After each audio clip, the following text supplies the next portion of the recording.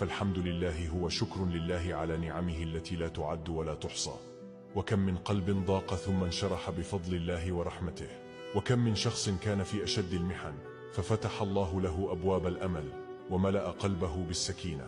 الحمد لله على كل حال، في السراء والضراء، في الرخاء والشدة، فالله سبحانه وتعالى هو القادر على أن يبدل الحال من ضيق إلى سعة ومن هم إلى فرج. الحمد لله دائما وأبدا، فهو أرحم الراحمين.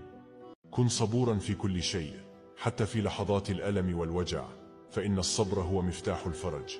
تذكر دائما أن كل لحظة تمر مهما كانت قاسية فهي جزء من اختبار الحياة، وأن الله لا يضع عبئا على أحد إلا بما يطيق.